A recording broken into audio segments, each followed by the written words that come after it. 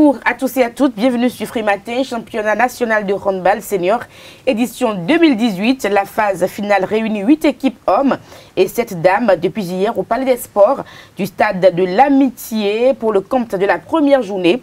Les clubs phares, Floweuse et Aspac ont assuré leur rang.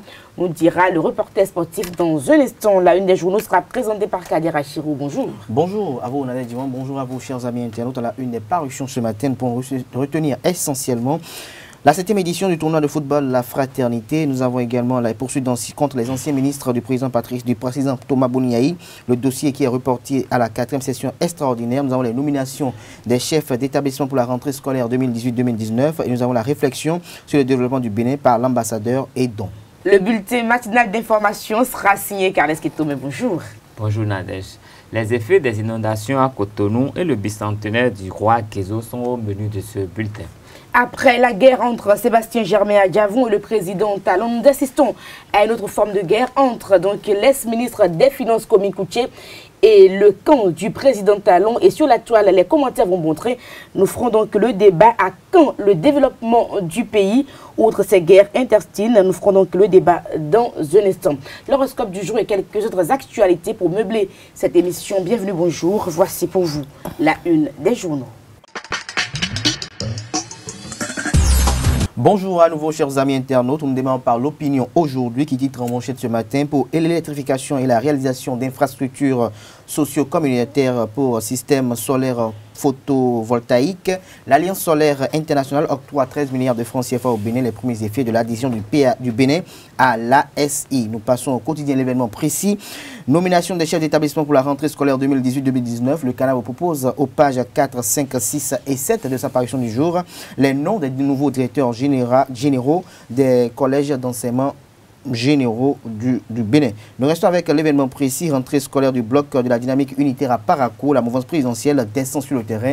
Le Canard annonce une rentrée musclée pour le samedi prochain. Nous passons au quotidien le potentiel, soutien du FMI à 25 pays pour la réalisation des objectifs de développement durable. Le Bénin, bon élève parmi les 2 nations africaines. Nous restons avec le potentiel assainissement du cadre de vie, l'asphaltage, solution définitive à l'inondation à Cotonou. Talon va régler un problème vieux de plus de 20 ans. L'autre vision, lutte contre les inondations à Cotonou, l'asphaltage, la solution inédite et durable, la preuve que Talon est un homme de vision. Dynamisme info, positionnement pour les législatives de 2019, séance de prière et meeting d'agité politique pour forcer la sympathie de Patrice Talon.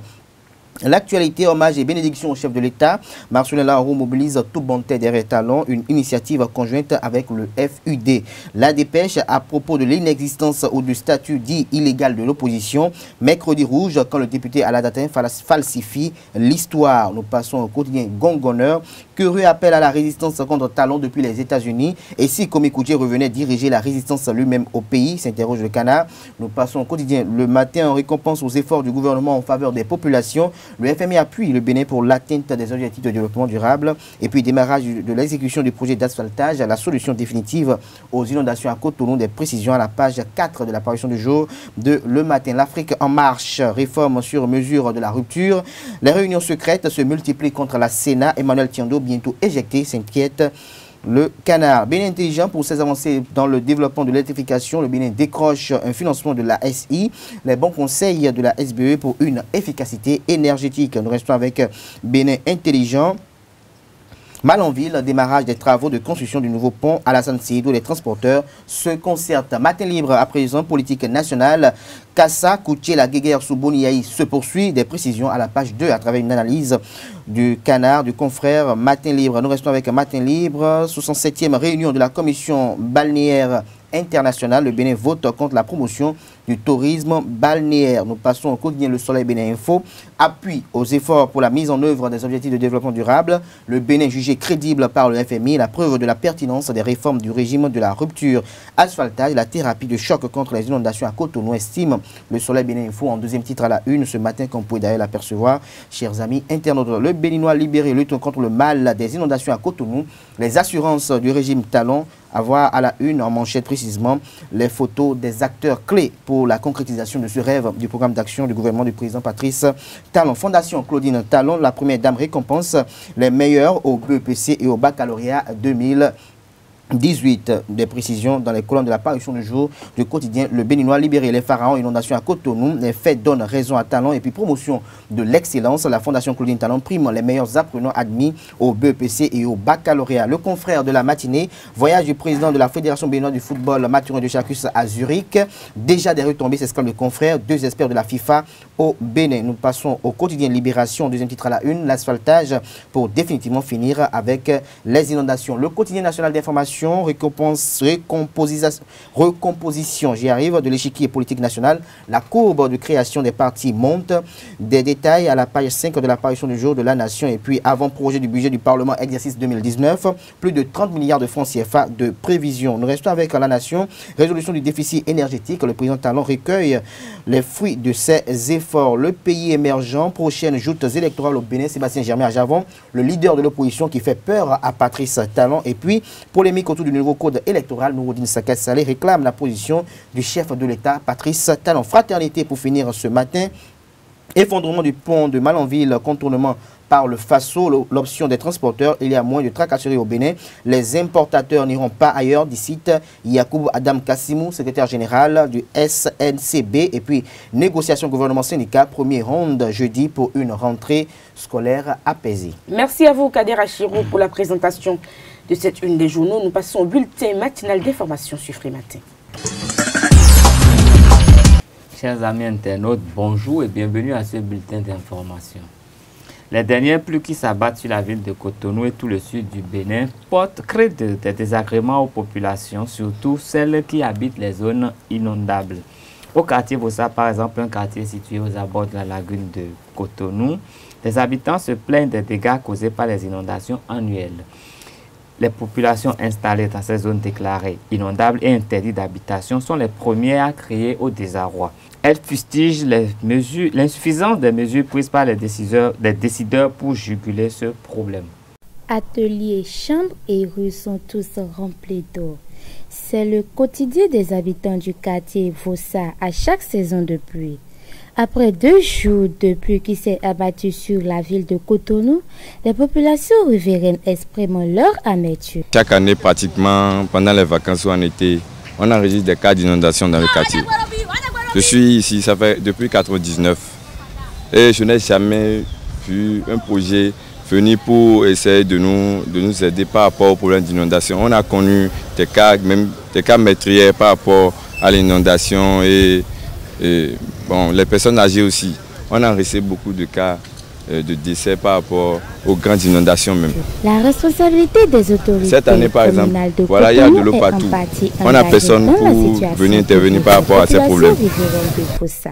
Nous disons tout le temps avec quoi aller, mais non moi bon. Même bon si do mi awazo garage vont me finir.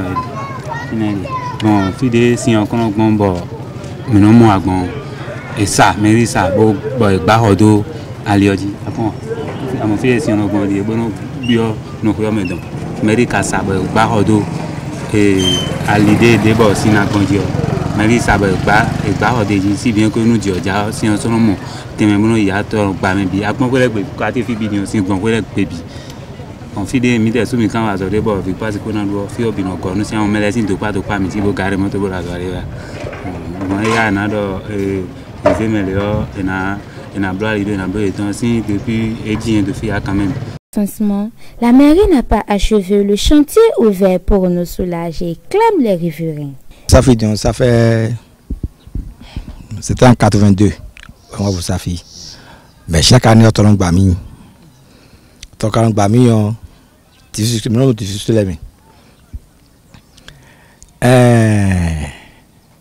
Mawa Bloba ya okazi ça sinon et okazi ça fait il y a 14 ans mais le gouvernement me comprend ya et il veut tout voir comme ici et il est surtout la mairie un tiwa ya do na konomi ya caniveau sin do et un caniveau sin do il peut voir où il peut voir le progrès est con. Dès que 2011, et quand je dis, mais on a nettoyé nous caniveau sur c'est difficile. Il y a un bloc construit, il y a un caterpillar qui a fini, caterpillar qui a et un akuzo. Bon, on a ça, bon, mina Finalement, satisfaction de Vossa et de la population car de Vossa. Population de Vossa, mais pas minapon, les big bébé, Cindy. Selon les habitants du quartier de Vossa, le gouvernement du président Patrice Talon doit tout mettre en œuvre afin d'éviter une telle situation pour la prochaine saison pluvieuse. De l'eau fait également des ravages sur les côtes de l'Atlantique à Cotonou. Après les travaux confortatifs réalisés sur l'épi numéro 7 à l'est de Cotonou dans le cadre de la lutte contre l'érosion côtière, la situation s'aggrave au quartier Seignivet au PK11. Entre lamentation et contestation, les populations sont impuissantes face aux vagues qui s'arrogent plusieurs mètres chaque année. Ainsi, bon nombre d'habitations ont été déjà emportées par les vagues. Conscients du danger qui les guette, les membres de l'association de développement du quartier Seignivet donnent l'alerte afin de susciter une prompte réaction des autorités. Seignivet est situé entre PK10 et le péage Épais. En fait, c'est une situation que nous vivions depuis, mais nous avions espoir. Parce que l'avancée était lente, 1 mètre à 2 mètres par an. Mais nous sommes allés vers les techniciens, le coordonnateur du projet de la protection côtière, qui nous a dit que les travaux sont terminés. Et rien n'est prévu pour Seignivet. Et le constat est que l'avancée de la mer est devenue plus inquiétante qu'auparavant. Les techniciens nous ont confirmé que désormais, ce serait de 24 à 25 mètres par an si rien n'est fait. Mais dans ce cas, dans quelques années, même le péage sera atteint. Nous sommes plus de 250 à 300 maisons ici. Et autant que nous sommes, nous avons construit, nous avons souffert. C'est vraiment un cri de cœur que nous lançons au président de la République. Le bureau de l'association félicite le gouvernement pour toutes les réalisations menées dans le cadre de la protection de l'érosion côtière et pour l'engagement du gouvernement à protéger les 125 km de côte de notre pays.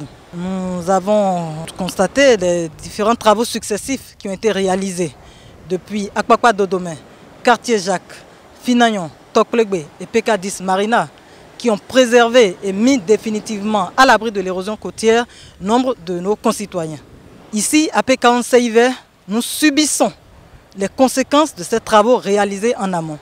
Ces travaux que vous voyez là, qui sont appelés EPI7, travaux confortatifs, ont été réalisés il y a moins d'1 an et ont eu pour conséquence une aggravation et une accélération de l'érosion côtière dans notre quartier. Il y a moins d'1 an, cette maison que vous voyez était encore à 25 mètres de la mer. Aujourd'hui, elle est en train de tomber. Elle est déjà tombée même à l'eau.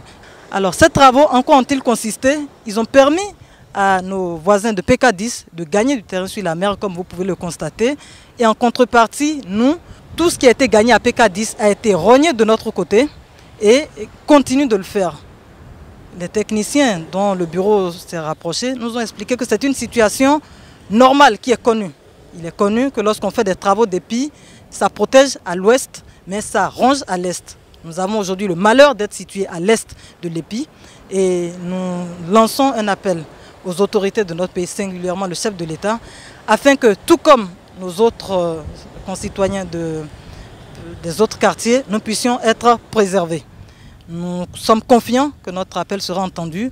Nous sommes confiants que le chef de l'État ne laissera pas des citoyens qui ont toute leur vie durant travaillé à se construire un logement décent devenir des sans-abri. Ce serait vraiment humiliant pour des pères et mères qui ont travaillé et construit leur logement au prix de la sueur et de la peine, se retrouver dans une situation précaire. Le roi Guézo sera bientôt honoré. La première phase de l'événement aura lieu au Bénin du 3 au 17 novembre 2018. C'est à l'occasion du bicentenaire du sacre du roi Guézo. Dans cette perspective, le comité d'organisation a présenté le projet aux plus hautes autorités béninoises. Mais que faut-il savoir au sujet du roi Guézo? Le porte-parole du comité d'organisation lève ici un coin de voile sur le contexte de son accession au trône de Wekbadia. Alors, Dada Guézo est un fils du roi Gonglo. Il est aussi le frère à Goukonou et à bien d'autres. Il est monté sur le trône de Rwigwadja en 1818, comme je vous l'ai dit. Et sa toute priorité, c'est de donner un sens, je dirais, à la paix et à la réconciliation entre les frères et les sœurs, ses frères et sœurs, les princes et princesses du Dahomey. Parce que, vous savez, quand vous avez fait, il faut le rappeler aussi, Dada Guézo est monté sur le trône par un coup d'État. Il a fait un coup d'État à Dandoza, au roi Dandoza. Un roi dont on ne parle plus beaucoup aujourd'hui dans le Dahomey. Des parents nous ont expliqué que par des situations royales qu'on ne maîtrise pas, ça a poussé, des événements ont poussé le roi Guézo, qui s'appelait le prince Gakpé, et qui a pris le pouvoir. Donc la priorité, c'était de conforter les princes, les princesses, et de trouver l'entente et la réconciliation. Parce que quand on fait un coup d'État à quelqu'un, à un autre roi, qui a des amis, qui a des alliés, qui a des frères, qui a des compagnons, il faut faire en sorte que tout le monde soit concerné et que votre pouvoir ne soit pas décrié. C'est l'allégorie de Adjalaze Gézoton, de la jarre percée, où le roi disait, si tous les fils du Dahomey venaient par leurs doigts boucher les trous de la jarre percée, alors le pays serait sauvé.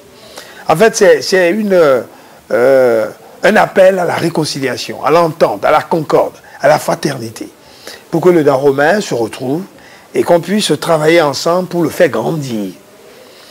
Et le roi Guézo, c'est un roi merveilleux. Le roi Guézo est exceptionnel. Il a régné pendant 40 ans, 1818-1858. Face à l'inertie de l'opposition béninoise, les Béninois accordent une plus grande importance à toute action qui vise à titiller le pouvoir en place. Pour preuve, la sortie médiatique de l'ancien ministre des Finances de Boni Yayi alimente toujours les débats, pendant que certains citoyens expriment leur fierté et saluent le courage de Kwame Kouché. D'autres, par contre, l'invitent à rentrer au pays pour défendre son honneur devant la justice. Ils sont au micro de Jacqueline Alavo et de Christian Thomas maintenant. Par rapport à la sortie de Kwame Kouché, vraiment je suis très content parce qu'il est en train de démontrer qu'il est béninois convaincu. Il était arrivé ici présenter les preuves au tribunal et le tribunal l'avait relâché et il était reparti. Et tout ce qu'il a dit, il n'a rien dit sans preuve. Et il a respecté le président Talon. Ça, il a fait la fierté de nous qui venons de la région des collines, et précisément les Nagos. Bon, la sortie de Kwame Kouché, bon, selon moi, ça n'a pas de sens. Pourquoi? Parce que il est béninois et ce qu'il a fait, il s'est déclaré opposant au régime. Normalement, si tu es un opposant, il doit réunir les gens du pays et leur parler. Mais il n'a pas fait ça, mais il a fait ça à l'étranger. Bon, moi, je vois que peut-être qu'il se reproche quelque chose. Parce qu'on a vu, on a entendu la fois passée, le gouvernement ou bien le procureur a envoyé une lettre à l'Assemblée, la levée de son immunité. Bon, ce qui est en cours. Et c'est maintenant que lui, il s'est déclaré opposant. Moi, je vois qu'il se reproche quelque chose. Et si Kwame Kouché ne se reproche rien, il n'a qu'à venir au pays. Parce que l'État t'a confié quelque chose à gérer. Et à la fin de ta gestion, l'État estime qu'il y a de mauvaise gestion. Et on te demande de venir expliquer. Et il est resté là-bas, soit dit quoi là. Moi, je ne le comprends pas. concernant la sortie de ex-ministre de l'économie et des finances, résident actuellement aux États-Unis. Sa sortie a motivé un peu la classe politique du Bénin. Et il s'est déclaré opposant à partir de maintenant. Moi, je le félicite d'avoir le courage de le dire. Il y a un arrêté en place, soi-disant, poursuite de l'ex-ministre. Donc on doit enlever son immunité et se présenter à la haute cour de la justice pour le dossier le concernant. En même temps, on nous fait comprendre que son passeport a été annulé. Nous nous posons des questions à savoir. C'est par magie, il va quitter venir pour faire écouter. Et moi, je conseillerais l'ex-ministre de faire tout possible descendre au pays et aller se faire écouter par les autorités de cette nation. Mais avant tout, j'invite le président de la République que la décision qu'il a prise pour l'annulation de son passeport, qui n'a qu'à revenir à sa décision et permettre à Kouché de descendre au pays. Par rapport à la sortie de Komi Kouché, bon, je pense que c'est une bonne sortie. Il a rencontré les Béninois des États-Unis pour présenter en fait sa vision des faits par rapport à la situation que vit le Bénin. Certes, il a présenté des points qui sont quand même crédibles, mais avouons-le, reconnaissons qu'en son temps, quand il était au ministère des Finances, qu'il a eu assez de scandales. Et c'était une opportunité, avec le développement des dernières actualités concernant surtout la levée de son immunité pour qu'il se présente devant la haute cour de justice. C'est quand même une opportunité pour lui de laver son image, hein, de se purifier pour pouvoir montrer réellement à l'opinion publique, hein, qu'il est un gars sur qui on peut compter. Alors dans cette sortie, j'aurais préféré qu'il revienne au pays et espérer également que la procédure puisse aller à son terme pour qu'il puisse répondre devant les juridictions. Et là, on pourra réellement dire que celui-là, c'est un gars crédible sur qui on peut compter. Au Cameroun, pour finir, plusieurs candidats sont déclarés pour la présidentielle d'octobre prochain. Le président sortant Paul Biya va briguer son 7e mandat au cours de cette élection. Une constance condamnée par les plus jeunes candidats. Il se plaint de la léthargie dans laquelle stagne le Cameroun depuis 36 ans que le président Paul Biya est aux affaires. Ce sera tout pour ce bulletin. Merci de rester fidèle à Réserve TV. Merci à vous, Kales Kitomen, pour la présentation. Nous passons au débat sur Free Matin. Le débat sur Free Matin, donc après la sortie de Komi Kouché sur la toile déjà, on voit apparaître deux camps. Un camp donc pour le président Patrice Talon et un autre camp pour l'ex-ministre des Finances Komi Kouché. On se demande finalement à quand la fin de ces petites guéguerres pour permettre quand même au Bénin d'enclencher son véritable développement, Kader Chirou. C'est une vraie question, c'est une vraie problématique que vous posez ce matin. Et je pense que autant qu'ils sont en tant qu'acteurs politiques, ils en sont conscients. C'est d'abord une légitimité légale de voir observer sur les réseaux sociaux que des acteurs politiques aient des adversaires politiques. Parce que quand vous faites votre entrée en politique, vous avez d'irréductibles adversaires et d'inconditionnels admirateurs. Et donc, quand on se base d'abord sur cette assertion, on peut dire que cette sortie de Komi Kouché peut être appréciée par certains et désapprouvée par d'autres. Mais quand on rentre dans le fond de ce qui est reproché à Komi Kouché, on a comme l'impression qu'il y a une volonté parfois manifeste de vouloir faire tomber quelqu'un qui a su profiter des largesses et des écartades d'un régime qui était peut-être agonisant. Et donc, nous n'allons peut-être pas lui en vouloir, mais si vraiment il y a eu des affaires de malversation financière, il est quand même opportun et important qu'avec des preuves justificatives, on puisse prouver sa culpabilité pour que véritablement, ou que ce soit il se cache, on puisse le livrer à la justice béninoise pour qu'il soit jugé.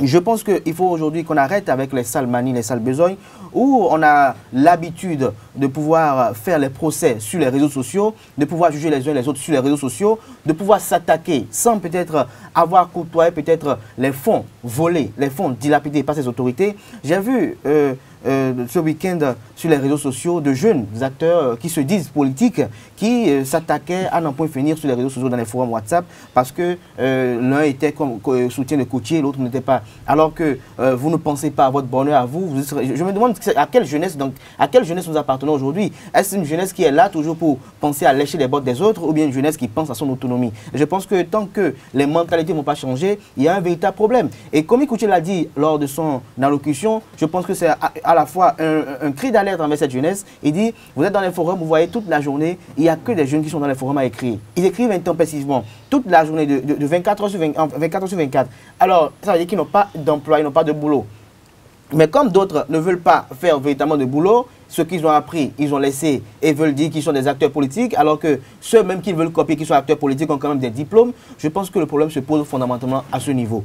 Au-delà de cela également, ceux qui pensent qu'ils soutiennent Patrice Talon et qu'il faut faire une guerre au niveau de la circonscription de Boyko et de Banté pour que véritablement Banté ne soit plus sous la coupole de Komi Koutié, parce que quand on sait un peu l'artillerie financière que celui-là a eu à dépenser ou a eu à mettre sur le terrain par le passé pour les élections passées, on a comme l'impression qu'il y a des raisons d'avoir peur que pour les législatives prochaines, qu'ils puissent peut-être rafler le magot, étant peut-être en opposition avec le régime actuel. Donc ce sont de bonnes guerres. Mais là où je vais peut-être être un peu déçu, c'est que l'intéressé fait objet de poursuites aujourd'hui, de poursuites judiciaires. Et il n'y a personne qui est venu dire haut et fort que ce qui lui est reproché ne relève pas de suspicion des uns et des autres. Ne relève pas, à l'Assemblée nationale, il y a la commission des lois qui a reporté tout ça. Je crois que tout ce qui se passe là, ce sont des jeux politiques. Il y a comme quelque chose, parce que le courrier des avocats est sur la table des calculs politiques qui se font. Et je pense que le Bénin n'a pas besoin de cela. Et je crois qu'il est important aujourd'hui qu'il faut dire au chef de l'État, Patrice Talon, que le peuple béninois est d'accord qu'il y a eu véritablement de la gabégie par le passé, qu'il y a eu véritablement de l'argent public qui a été considéré comme de l'argent issu de collectivités familiales, qui a été dépensé sans contrôle, et qu'aujourd'hui nous sommes prêts, le peuple béninois est prêt plutôt à tourner la page. Et c'est d'ailleurs pour cela qu'on a voté pour la rupture. Une rupture pour un nouveau départ en fait. Et donc cette rupture devait être actée à partir de 2016 pour sanctionner tous ceux qui auront à encore dilapider les ressources financières à partir de 2016. Mais chaque fois quand on est obligé à regarder dans le rétroviseur et qu'on veut tout que coûte voir ce qui s'est passé par le passé et qu'on veut toutefois sanctionner cela, je pense qu'on risque à l'avenir d'avoir 85% de la classe politique en prison parce qu'ils sont presque tous impliqués et donc ce ne serait pas bon pour le développement de ce pays qui a besoin de tous ses fils et filles pour véritablement cette émergence qu'on lui a tant prônée pendant 10 ans. Qu'est-ce qui tombe à chaque fois dit un mot l'oisiveté qui prend possession de la jeunesse béninoise, on va y revenir. Et puis cette affaire de Koutié, Talon qui prend quand même une autre allure, il faut qu'on arrête tout ça et qu'on évolue dans notre pays. Non, mais est-ce qu'on a véritablement besoin d'arrêter tout ça? Moi, je suis tenté de dire qu'il s'agit d'une tempête dans un verre, dans la mesure où le Bénin, ce n'est pas sur Internet. Nous connaissons la proportion des Béninois qui sont sur Internet et qui sont sur les réseaux sociaux. C'est vrai que dans la campagne pour la présidentielle passée, l'Internet a joué un rôle parce que ça paraissait encore un peu nouveau dans la partie politique et ça a apporté un peu. Mais aujourd'hui, l'information qui passe sur Internet est déjà prise avec les pincettes. Tous les Béninois savent qu'à 90%, c'est des mensonges que les gens colportent. Donc, quand quelqu'un a envie de faire le buzz, il va sur Internet. Et si on revient pour parler de cette sortie de Komi Koutié, il faut avouer que sa sortie pose beaucoup de problèmes. Beaucoup de problèmes parce que c'est au Bénin qu'il a des problèmes. Il a des problèmes avec la justice béninoise. Je crois qu'en matière de droit, il faut aller devant les tribunaux pour se défendre, pour essayer de laver son honneur en apportant les preuves contraires aux allégations qui sont portées contre ces avocats ont bien fait d'envoyer une lettre déjà. Contre votre personne. Et donc, il ne sert à rien de rester à l'étranger, de faire du bruit. Quand le combat a lieu dans l'arène, celui qui est hors du ring et qui... Mais c'est ceux qui restent généralement à l'extérieur qui gagnent. Parce que les hommes, c'est ce que l'expérience nous a prouvé. C'est toujours hors du pays qu'on arrive à faire de bonnes guerres et qu'on gagne. Non, on verra bien la fin. Parce que celui qui n'est pas sur le terrain, il est toujours le meilleur joueur. Mais quand il vient que l'arbitre commence à lui appliquer les règles, il se rend compte qu'il est à côté de la plaque. Ça dépend de l'arbitre aussi. On attend de voir ce qui va se passer. Mais il faut avouer une chose. La sortie de Komi Koutié a même a empêché de voir que l'USL a réagi également entre-temps, que le FSP a réagi en temps. Ça veut dire que ça n'a pas rendu service à l'opposition. Ça divise davantage l'opposition. Tous ils veulent aller contre le président Talon, mais ils ne sont pas suffisamment forts, ils ne sont pas suffisamment organisés. La sortie de Kwame Couché a noyé beaucoup de choses. Même il y a eu des bonnes choses qui ont été faites au Bénin, avec le FMI et tout ça, mais donc sa sortie, il faut quand même dire que c'est un gros bonnet au pays. Bon, il s'est fait, non, ça a fait le buzz. Il s'est fait un petit nom dans le pays. Lorsqu'il sort, on a envie de l'écouter, on a envie de suivre un peu. Je reconnais que ça a fait un peu le buzz, parce que les Béninois sont en mal de savoir qui pourrait porter une certaine opposition au président Talon. Comme le président ne communique également pas trop. Il faut avouer que en fait, le président Talon, quelqu'un faisait la comparaison, c'est un peu comme le roi Guézo dans le royaume d'Abomey, qui à un moment donné est venu et qui a, d'abord il est venu par un coup d'État, ce qui n'est pas fréquent dans la royauté, et qui est venu apporter beaucoup de réformes. Lui, il a créé des entités, il a responsabilisé les princes et il a brisé avec les pratiques qui avaient cours dans le royaume d'Abomey. Les gens avaient eu du mal à digérer ça et c'est de là qu'est née l'allégorie de la jarre trouée. Il fallait que tous, que ceux qui ont la capacité de faire quelque chose puissent apporter leur force pour boucher ces jarres. C'est ce qu'on dit aujourd'hui. Tous les fils du pays puissent se réunir. C'est exactement ce qui se fait aujourd'hui. Avec les réformes, nous devons aller de l'avant. Mais la jarre ne sera pas bouchée avec les réformes, parce que tout le monde est fâché. Donc j'ai l'impression que... On peut être fâché, mais voyons le bien fondé de ces réformes et essayons d'apporter notre pierre à la construction de l'édifice. On parle de l'oisiveté des jeunes. L'oisiveté est due à quoi? C'est le manque d'emploi ou quand l'activité économique est en régression, les gens ne travaillent pas. Quand l'activité économique tourne, tout le monde a quelque chose à faire et les gens sont moins oisifs. Chacun il se lève le matin, il court pour faire son gagne-pain. Mais quand un jeune il est là du matin au soir et il a le malheur d'avoir un smartphone dans les mains, et quelqu'un lui achète un peu de forfait, mais il va dire toutes les conneries qui lui passent par la tête sur les réseaux sociaux pour se faire un nom lui aussi, même si ça ne lui apportera rien. Et donc, il faudrait que nous, jeunes, je ne suis plus aussi jeune que ça, je le dirais aussi, parce que pour moi, la jeunesse, c'est bien dans la tête, mais quand on dit jeune au Bénin, c'est quand on ne veut rien faire, on veut demander... C'est les 7 ans à 70 ans. Non, quand on veut le Béninois, quand il dit jeune là, c'est ce qu'il est, il veut tendre la main aux gens tout le temps. Et c'est ce que moi, je n'aime pas dans le mot jeunesse. C'est pas une filière, la jeunesse. Non, c'est pas une filière. Donc, invitons-nous à nous mettre au travail.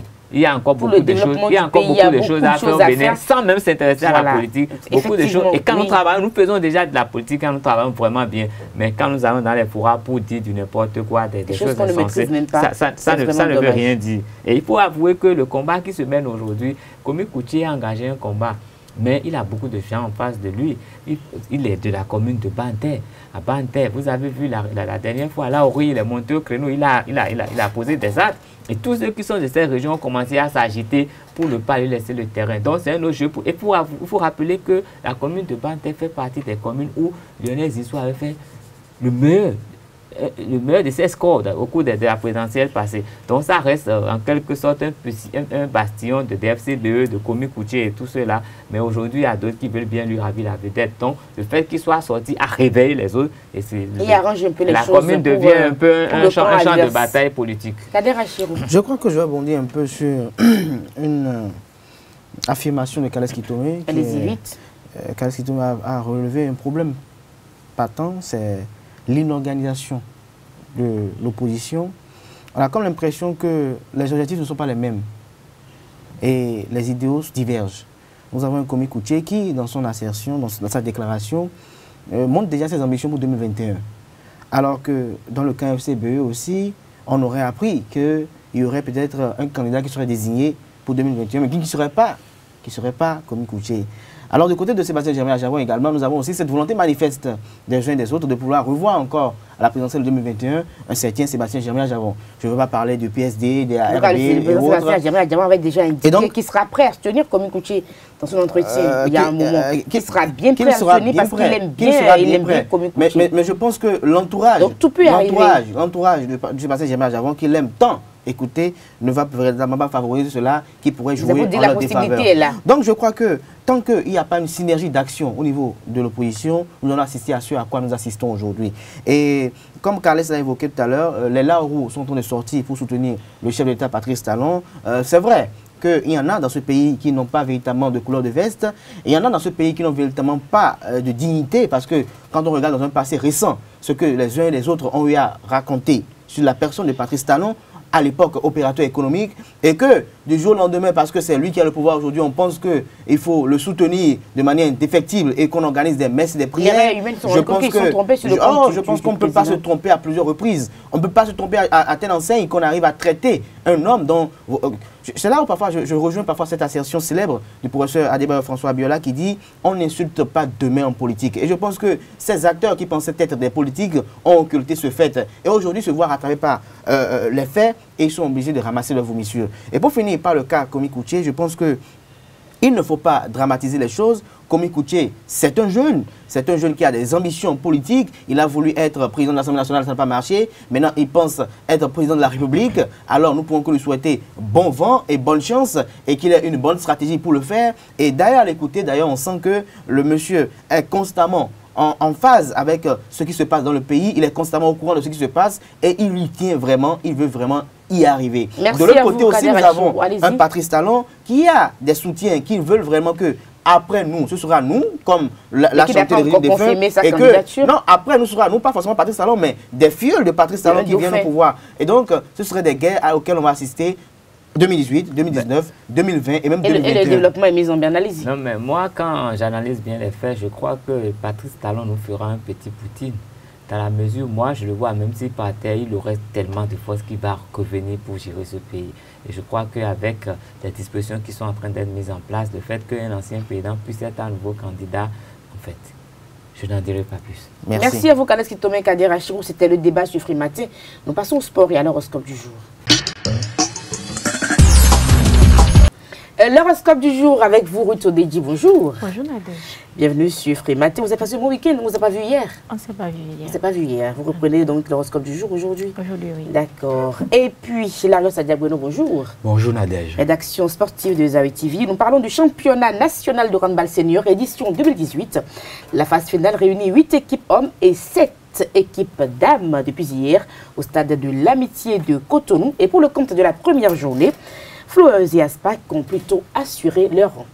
Effectivement, Nadège, Flowers Handball Club, double tenante du titre, a gagné l'ASEC de Djougou 38-26 en hommes et Asso Modèle de Porto-Novo chez les dames 25-16. Son principal rival, l'association sportive du port autonome de Cotonou, Aspac, a quant à elle pris le dessus sur l'ASEC dames. La SEC de Djougou, bien sûr, dames, 31-18. Chez les hommes, les portuaires ont noyé dans l'océan Atlantique les Buffs Handball Club du Borgou, néophyte de la compétition, 31-24.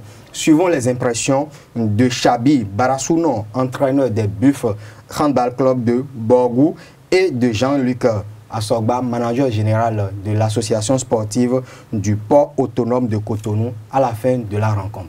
A priori, une petite déception parce que j'avais misé gros chiffre sur mes poulains. Mais bon, la réalité du terrain est autre chose. Alors c'est une défaite 31-24, mais moi je pense que c'est une victoire. Puisque de cette défaite-là, on a appris dans certains compartiments. On a été défaillant et dès demain, on doit corriger le tir parce que nos objectifs, c'est de passer le premier tour. Alors cette défaite-là, je crois que pour nous, va nous servir de leçon. On va débriefer le match tout à l'heure et on saura donc régler et restituer le tir. Merci. Mes joueurs ont bien joué et ont mis en pratique tout le processus mis en branle depuis quelques mois, et même s'il reste des choses à corriger. Donc c'est le lieu de les féliciter pour l'effort qu'ils ont fourni. Et c'est vrai que tout l'effectif n'est pas là, mais ils nous ont agréablement surpris par rapport à ce qu'ils ont produit, et nous estimons que cela prouve qu'ils ont pris la mesure de la responsabilité qui est sur leurs épaules et que les matchs à venir nous promettent de belles choses. L'objectif premier de tout club en s'engageant dans le championnat, c'est de pouvoir se retrouver sur le toit du monde. Et nous avions défini notre objectif qui est également celui de pouvoir être champion. Et nous estimons qu'avec le travail qui a été fait, cet objectif sera atteint. Et c'est d'ailleurs la raison pour laquelle, dès ce premier match, nous avons donné la mesure de nos ambitions. On a vu l'équipe un peu balbutiante en première période, vu le score À chacun son ambition. Les autres résultats de la première journée se présentent comme suit. Assaut Tigre, AS Canon, 16-25.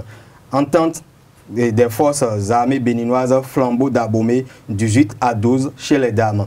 Ces résultats sont sous réserve d'homologation par la Fédération béninoise de handball. Mais en attendant, son président Antoine Bonou indique les particularités du championnat de cette année et ainsi que les objectifs à la fin du championnat.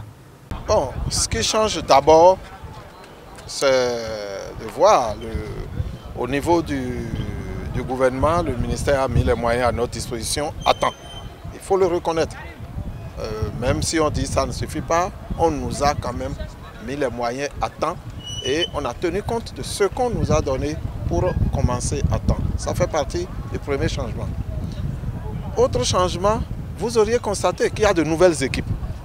Vous aviez vu tout à l'heure une équipe qui est venue de Parakou.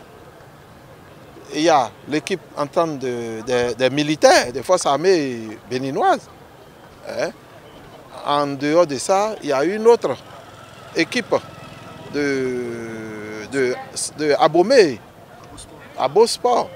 Vous voyez, ce changement, ça veut dire la famille s'agrandit. Et là, c'est le lieu encore de féliciter les autorités qui ont réfléchi et qui ont mis en place le programme de sport à la base. Et vous auriez constaté quand on a fini notre championnat cadet et vous nous avez aidé à faire la pub autour, à faire battage médiatique, ça a motivé beaucoup d'enfants qui s'intéressent aujourd'hui au sport de main, surtout au handball. Donc il y a eu beaucoup de changements au sein même des arbitres. Vous avez vu, on a de jeunes arbitres maintenant.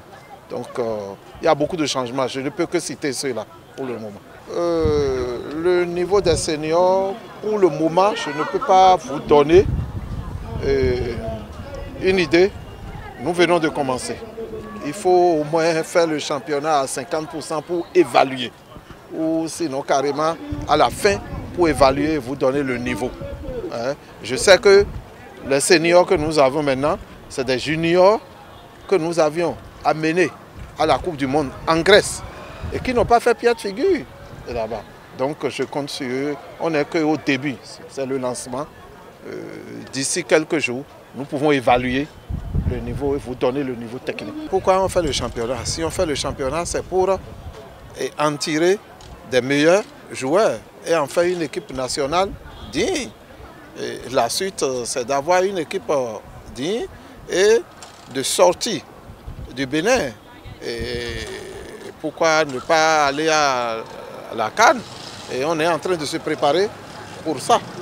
Au programme de la deuxième journée, ce jeudi, nous avons 7 rencontres. Chez les hommes, Flores, Azo Tigre, Entente, Buff, AS Canon, ASEC et Aspac, Abo Sport. C'est Entente et Abo Sport font partie des nouveaux clubs qui ont intégré l'échiquier du handball béninois.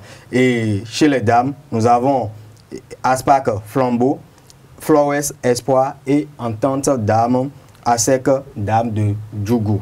Et pour finir avec cette actualité du handball au Bénin, Julien Minavoa, le président du comité national olympique et sportif béninois, un ancien de la maison, s'est réjoui du dynamisme du mouvement sportif béninois auquel on assiste depuis quelques jours. En homme averti, il n'a pas occulté d'analyser le duel entre Aspac et Buff du Borgo. Retrouvez son intervention dans le JT de 19h.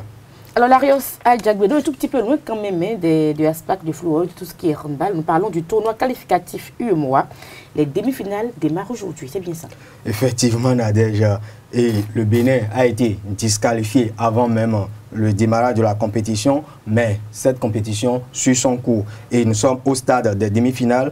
Et au programme de cette demi-finale, on a à 16h30 au stade général Séni Couché de Niamey, Ghana qui rencontre la Côte d'Ivoire. Il faut dire que si le Bénin avait pris part à la compétition, le Bénin aurait rencontré peut-être la Côte d'Ivoire ou peut-être c'est le Bénin qui serait à la place de la Côte d'Ivoire pour le compte de cette demi-finale. La seconde demi-finale met aux prises le Nigeria qu'on ne présente plus au Niger, le pays organisateur à 19. Il faut dire également que c'est le tournoi qualificatif de la zone A, de la zone A et de la zone B de l'UFOA, l'Union des fédérations. Le tournoi qualificatif de la zone B de l'UFOA. Oui, de l'UFOA, l'Union des fédérations et ouest africaine de football. Et ça rentre en compte pour les éliminatoires de la CAN U17 Tanzanie 2019. Merci à vous, Larios Adjabounon, pour toutes ces informations sportives. Retrouvez la rédaction sportive et pour plus de détails dans la grande édition du journal à partir de 19h sur Esaü TV. Nous passons à l'horoscope du jour. Mesdames et messieurs, amis internautes, bonjour. Ravi de vous revoir en cette journée pour le compte du bulletin astral. Nous allons démarrer par nos amis Bélier. Le soleil est un principe de vitalité et de dynamisme. Il vous offrira une bonne résistance de base tant physique que psychique. Pour les amis Taureaux, cet aspect de Pluton mettra l'accent sur certaines rivalités qui vous opposent entre vos collègues et vos collaborateurs. Vous aurez intérêt à faire preuve de retenue et de diplomatie.